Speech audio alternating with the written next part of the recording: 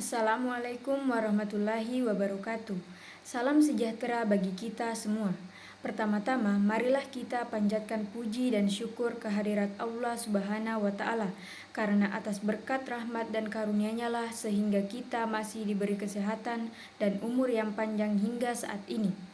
Tak lupa pula salawat dan salam semoga terus tercurahkan kepada Nabi besar Muhammad Sallallahu Alaihi Wasallam yang telah menuntun kita dari kegelapan menuju jalan yang dirahmati Allah. Perkenalkan, saya Husnul Hatimah dengan NIM 23040450111 dari kelas B jurusan Psikologi Pendidikan dan Bimbingan, Program Studi Bimbingan dan Konseling, Fakultas Ilmu Pendidikan Universitas Negeri Makassar.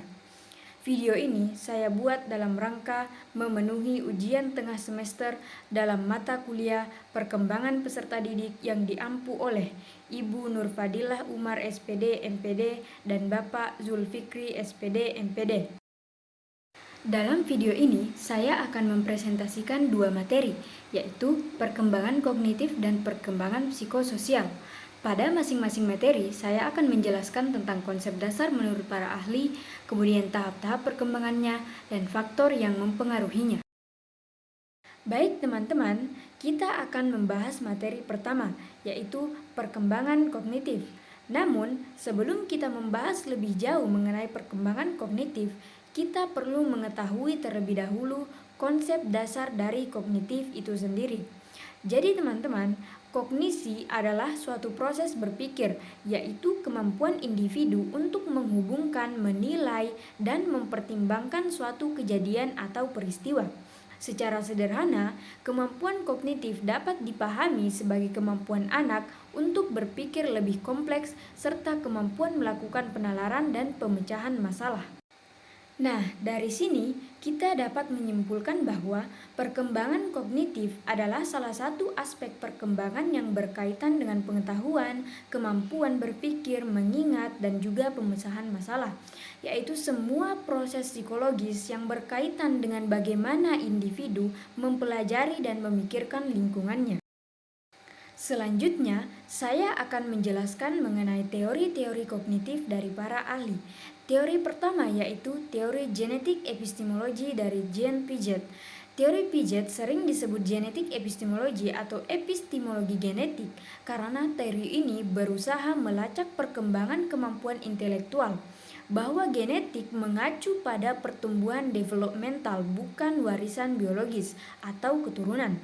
Ia menyatakan bahwa cara berpikir anak bukan hanya kurang matang dibandingkan dengan orang dewasa karena kalah pengetahuan, tetapi juga berbeda secara kualitatif.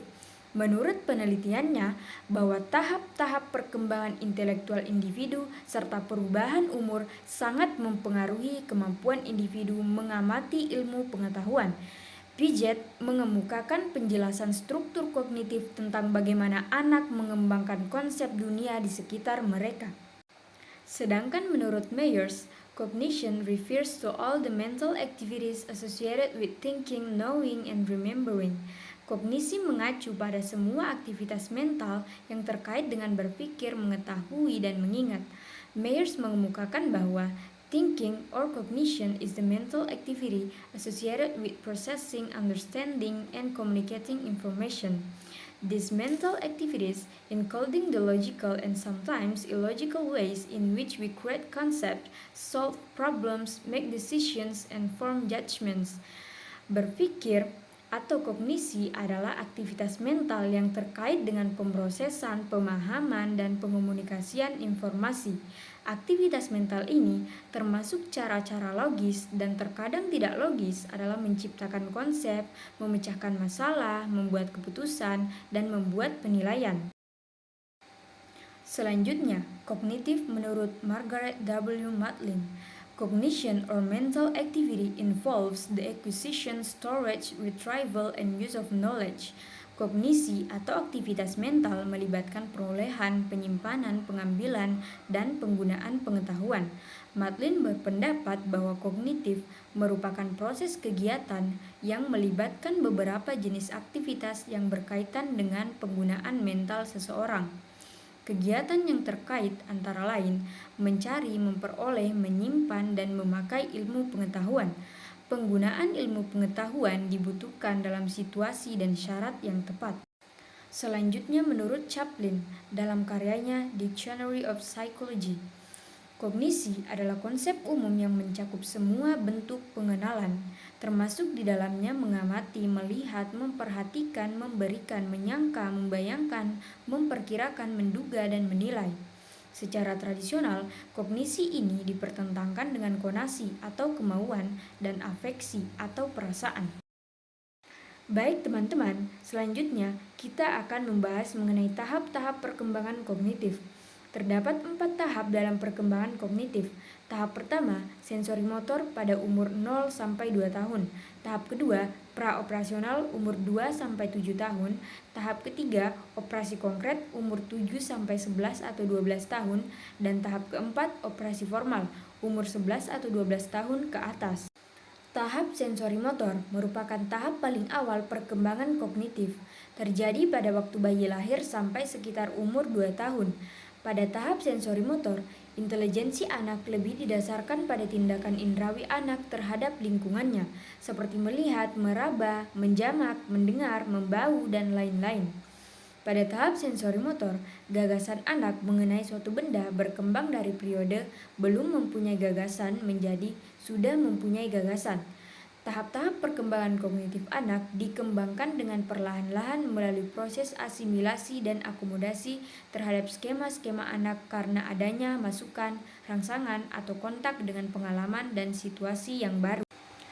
Tahap kedua, tahap praoperasional, umur 2 sampai 7 tahun. Istilah operasi di sini adalah suatu proses berpikir logik dan merupakan aktivitas sensori motor.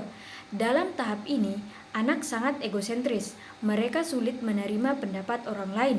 Anak percaya bahwa apa yang mereka pikirkan dan alami juga menjadi pikiran dan pengalaman orang lain. Mereka percaya bahwa benda yang tidak bernyawa mempunyai sifat bernyawa. Selain itu, anak pada tahap ini juga sangat imajinatif. Mereka dapat mengimajinasikan apa yang mereka lihat dan saksikan dalam kehidupan bermainnya. Tahap ketiga, yaitu tahap operasi konkret, umur 7 sampai 11 atau 12 tahun. Operasi konkret atau concrete operations dicirikan dengan perkembangan sistem pemikiran yang didasarkan pada aturan-aturan tertentu yang logis. Anak sudah bisa memperkembangkan operasi-operasi logis. Pada tahap ini, seorang anak mulai dapat menggambarkan secara menyeluruh ingatan, pengalaman, dan objek yang dialami. Menurut Piaget, adaptasi dengan lingkungan disatukan dengan gambaran akan lingkungan itu. Anak pada tahap ini mulai dapat melihat suatu objek atau persoalan secara sedikit menyeluruh dengan melihat aspek-aspeknya. Ia tidak hanya memusatkan pada titik tertentu, tetapi dapat bersama-sama mengamati titik-titik yang lain dalam satu waktu yang bersamaan. Tahap keempat, yaitu tahap operasi formal umur 11 atau 12 tahun ke atas. Tahap operasi formal atau formal operations merupakan tahap terakhir dalam perkembangan kognitif menurut Piaget. Pada tahap ini, seorang remaja sudah dapat berpikir logis, berpikir dengan pemikiran teoritis formal berdasarkan proporsi-proporsi dan hipotesis, dan dapat mengambil kesimpulan lepas dari apa yang dapat diamati saat itu. Dalam pemikiran remaja, Piaget dapat mendeteksi adanya pemikiran yang logis, meskipun para remaja sendiri pada kenyataannya tidak tahu atau belum menyadari bahwa cara berpikir mereka itu logis. Selanjutnya, kita akan membahas tentang faktor-faktor yang mempengaruhi perkembangan kognitif. Faktor pendukung perkembangan kognitif. Pertama, faktor hereditas atau keturunan. Dalam hal ini, faktor keturunan sebagai pendukung perkembangan kognitif bisa dipengaruhi dari latar belakang keluarga, orang tua, atau nenek moyangnya yang terlahir dengan fisik normal. Menurut ahli psikologi, Lehrin, Lindsay, dan Spire mengatakan bahwa taraf intelijensi 75-80% yang dimiliki anak merupakan warisan atau faktor keturunan. Kedua, faktor lingkungan. Lingkungan merupakan peran penting dalam perkembangan anak yang dapat dipengaruhi dari pola asuh orang tua dan pengalaman dari lingkungan sekitar, baik keluarga, tempat tinggal, dan dunia pendidikan. Menurut John Locke, perkembangan manusia sangat ditentukan oleh lingkungan, sedangkan taraf intelijensi anak sangat ditentukan oleh pengalaman dan pengetahuan dari lingkungan sekitar. Ketiga, faktor pembentukan. Faktor pembentukan dapat terjadi secara sengaja, misalnya karena pembiasaan mengikuti kegiatan ekstrakurikuler menggambar, sehingga anak menjadi memiliki kemampuan seni. Sedangkan pembentukan tidak sengaja terjadi karena anak tersebut memang sudah memiliki kemampuan sejak lahir yang diwarisi dari keluarganya. Keempat, faktor minat dan bakat. Faktor minat dan bakat sebagai pendukung perkembangan kognitif karena anak yang memang sudah memiliki bakat atau sudah terlihat dengan perasaan menyukai kegiatan, maka akan lebih mudah untuk mengembangkan kemampuan supaya dapat terwujud. Kelima, faktor kematangan. Faktor kematangan bisa terjadi karena fisik dan psikis anak yang bekerja secara seimbang dan dapat terjadi karena stimulus yang diberikan orang tua cukup buat anak sehingga kematangan berpikir anak mampu berjalan sesuai dengan fungsi masing-masing. Faktor pendukung yang terakhir yaitu kebebasan. Karena anak yang merasa bebas dalam melakukan kegiatan, dari kebebasan yang diberikan anak dengan pengawasan orang dewasa mampu memberikan pengalaman dan pengetahuan untuk mengembangkan pola pikir secara divergen, sehingga ketika anak mengalami masalah, mampu memecahkan masalah dan mengambil keputusan dengan cepat. Selanjutnya, kita akan membahas tentang faktor penghambat perkembangan kognitif. Pertama, orang tua yang bersikap otoriter. Otoriter merupakan tindakan memaksa. Jika orang tua bersikap menekan terhadap anak, maka bisa menjadi gangguan perasaan terhadap anak, sehingga akan menyebabkan rasa percaya diri anak tidak bagus. Kedua, pola asuh orang tua yang tidak bagus. Sudah menjadi tugas dan tanggung jawab orang tua untuk mendidik anak mereka. Akan tetapi, ada orang tua yang mendidik anak dengan kekerasan, seperti pukulan, menggunakan kata-kata yang jelek. Setiap hari, anak mendapatkan amarah. Hal ini dapat mengganggu aspek perkembangan psikis anak. Ketiga, cacat fisik atau sindrom. Cacat fisik yang dialami anak dapat mengganggu aspek perkembangan pada anak. Anak yang terlahir tidak normal dapat menyebabkan kesulitan dalam mengembangkan kemampuan perkembangan fisik motorik, bahkan dapat berdampak pada gangguan psikis pada anak. Keempat, kasih sayang kepada anak yang kurang. Anak yang mengalami kekurangan perhatian dan kasih sayang dari keluarga, terutama ayah dan ibu, dapat menyebabkan taraf perkembangan anak tidak sesuai harapan. Misalnya, waktu anak yang terbagi karena orang tua yang sibuk bekerja, orang tua yang perhitungan soal materi, dan lain sebagainya. Faktor terakhir yaitu lingkungan tempat tinggal yang tidak nyaman. Lingkungan tempat tinggal merupakan pengaruh penting dalam perkembangan anak, karena di lingkungannya anak akan mendapatkan pengalaman dan pengetahuan dengan luas. Apabila lingkungan tempat tinggal anak tidak damai, nyaman, dan harmonis, keluarga broken home, sehingga mengganggu mental anak, anak selalu mendapatkan marahan, pukulan, dan tertekan dengan peraturan orang tua. Hal itu bisa menghambat perkembangan anak, karena lingkungan tempat tinggal yang tidak sesuai dengan usia anak untuk memperoleh pengalaman dan pengetahuan secara divergen. Baik teman-teman sekalian, kita akan melangkah pada materi kedua, yaitu perkembangan psikososial. Namun, sebelum kita membahas lebih jauh mengenai perkembangan psikososial, kita harus mengetahui terlebih dahulu konsep dasar psikososial.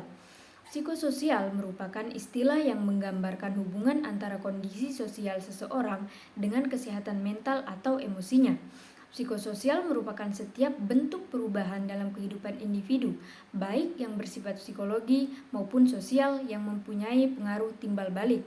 Psikososial menekankan pada hubungan yang dekat dan dinamis, dekat antara aspek psikologi dari pengalaman seseorang atau pemikiran, perasaan, tingkah laku, dan pengalaman sosial yang ada di sekelilingnya, hubungan dengan orang lain, tradisi, budaya, yang secara terus-menerus saling mempengaruhi satu sama lain.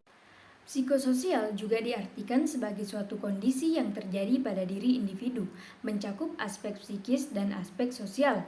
Adapun aspek psikis mencakup kondisi jiwa, pikiran, emosi atau perasaan, perilaku, hal-hal yang diyakini, sikap, perspeksi, dan pemahaman akan diri. Dan aspek sosial mencakup adanya tatanan sosial, hubungan dengan orang lain, sistem kekerabatan, agama atau religi, serta keyakinan yang berlaku dalam suatu tatanan di lingkungan tempat tinggal. Selanjutnya, saya akan menjelaskan teori-teori psikososial dari para ahli. Yang pertama, Erik Erikson. Teori psikososial Erikson disebut dengan Theory of Psychosocial Development, teori perkembangan psikososial. Dalam teori ini, Erikson membagi tahap perkembangan psikososial dalam 8 tahap yang saling berurutan sepanjang hidup. Hasil dari tiap tahap bergantung dari hasil tahapan sebelumnya, dan resolusi yang sukses dari setiap krisis ego adalah penting bagi individu untuk dapat tumbuh secara optimal. Ego harus mengembangkan 3 kesanggupan yang berbeda untuk mengatasi setiap tuntunan penyesuaian dari masyarakat. Menurut Erikson, ego sebagian bersifat tak sadar mengorganisir dan mensintesis pengalaman sekarang dengan pengalaman dari masa lalu dan dengan diri masa yang akan datang. Dia menemukan 3 aspek ego yang paling sering berhubungan, yakni body ego yang mengacu pada kepengalaman orang dengan tubuh atau fisiknya sendiri. Kemudian ego ideal yang merupakan gambaran mengenai bagaimana seharusnya diri, sesuatu yang bersifat ideal. Dan ego identity yang merupakan gambaran mengenai diri dalam berbagai peran sosial. Selanjutnya, teori kepribadian dari Sigmund Freud. Teori kepribadian ini dikemukakan oleh Sigmund Freud dalam suatu teori psikoanalisis kepribadian yang kemudian dianggap sebagai landasan dari psikologi modern. Teori kepribadian Freud menyatakan bahwa kebutuhan yang tidak disadari dan dorongan dari dalam diri manusia atau drive dalam bentuk dorongan seks dan kebutuhan biologis lainnya. Kebutuhan tersebut adalah inti dari motivasi dan kepribadian seseorang yang menurut Freud terdiri dari 3 unsur, yakni ID, superego, dan ego. ID adalah salah satu aspek biologis dalam diri individu yang sudah ada sejak lahir dan bisa mendorong kemunculan bentuk kebutuhan fisiologis, seperti rasa lapar, seksualitas, haus, kedinginan, dan sebagainya. Superego adalah salah satu aspek psikologis pada diri individu yang menunjukkan sifat manusia untuk taat dan patuh pada norma-norma etika, sosial, dan nilai-nilai masyarakat. Ego adalah unsur yang bisa disadari dan dikontrol oleh individu itu sendiri. Unsur ego berfungsi sebagai penengah antara unsur ID dan unsur superego. Selanjutnya, teori konsep diri atau self-concept dari Harlock.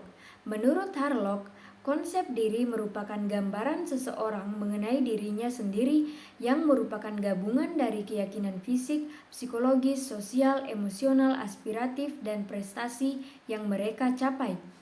Teori konsep diri menunjukkan bahwa manusia memiliki pandangan atau konsepsi atas dirinya masing-masing, yakni berupa penilaian terhadap dirinya sendiri.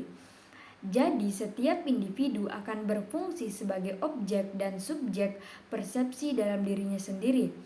Konsep diri adalah bentuk totalitas dalam pikiran dan perasaan individu yang bisa menjadi referensi dirinya sebagai objek.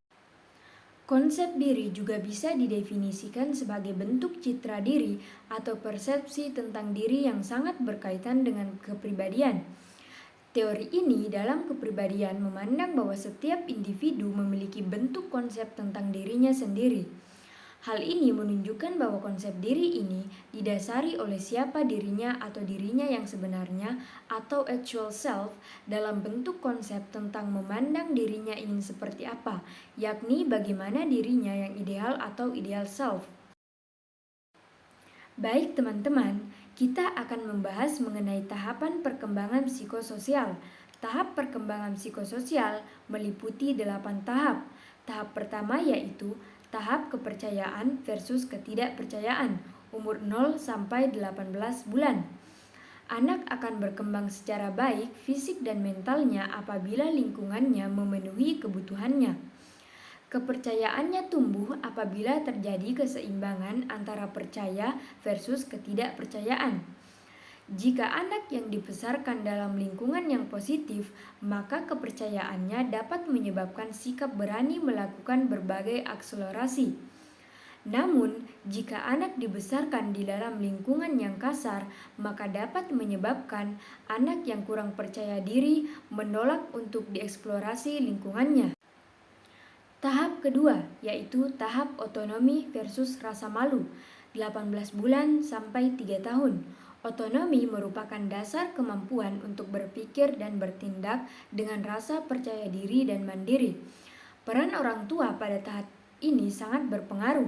Jika kontrol yang diberikan terlalu sedikit, maka akan membuat anak menjadi ragu-ragu dalam melakukan berbagai eksplorasi dan menjadi penyendiri. Tahap ketiga, yaitu tahap inisiatif versus rasa bersalah, umur 3 sampai 6 tahun. Pada tahap ini, anak diminta untuk menjalankan kepercayaannya dan kemandiriannya yang penuh. Jika berhasil pada tahap ini, maka rasa tanggung jawab dan prakasa pada dirinya meningkat.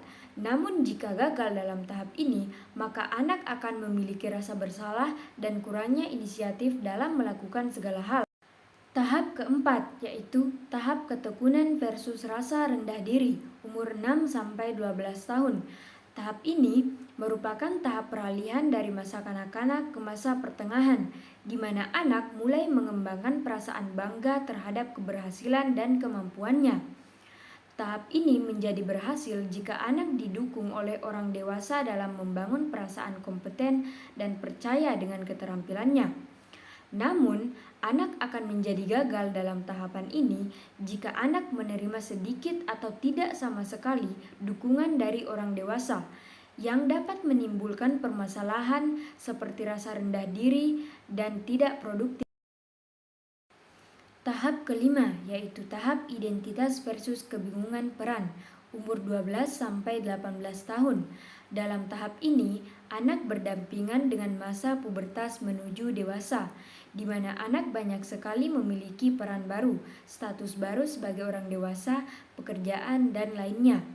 Jika anak menjajaki peran secara positif, maka identitas anak akan tercapai dan hal-hal positif pun banyak digapai. Namun, jika ketidakpastian terhadap identitas diri tidak tercapai, maka dapat menyebabkan kebingungan peran di masa depan. Seperti contoh, siapa saya, masa depan saya mau jadi apa, tujuan saya apa, dan sebagainya. Tahap keenam, yaitu tahap keintiman versus isolasi, umur 18 sampai 40 tahun. Keintiman dalam tahap ini merupakan identitas personal yang sangat kuat antara wanita dan pria, yang dimana tahap ini sebagai tahap seksual mutuality atau kematangan seksual. Jika hubungan ini berhasil, maka seseorang akan memiliki teman atau pasangan hidup dan melanjutkan hubungannya menjadi sebuah komitmen. Namun bagi mereka yang memiliki kepekaan diri yang kurang tinggi, maka cenderung memiliki kekurangan dalam berkomitmen dan lebih sering terisolasi secara emosional, kesendirian, dan merasa keterasingan dengan orang lain.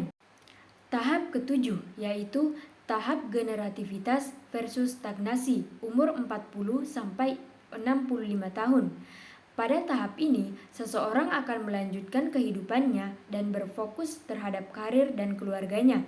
Jika berhasil melewati tahap ini, maka seseorang akan memberikan kontribusi terhadap lingkungannya dan berpartisipasi dalam lingkungan dan komunitasnya.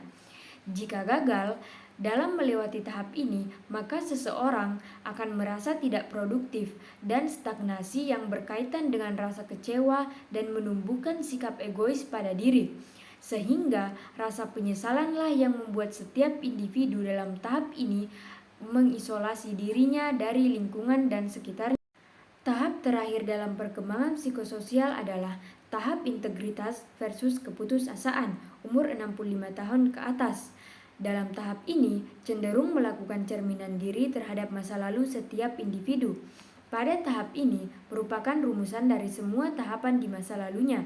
Jika seseorang yang banyak memiliki keberhasilan pada tahap-tahap yang lalu, maka mencerminkan keberhasilan dan kebijaksanaan. Namun jika banyak tahapan yang tidak berhasil, maka merasa bahwa hidupnya hanyalah percuma dan memiliki banyak penyesalan serta keputusasaan. Selanjutnya, kita akan membahas mengenai faktor yang dapat mempengaruhi perkembangan psikososial. Pertama, faktor lingkungan sosial. Lingkungan sosial sangat berperan penting dalam perkembangan psikososial. Hubungan seseorang dengan lingkungan di sekitarnya menjadi salah satu faktor penentu baik buruknya keadaan psikis seseorang.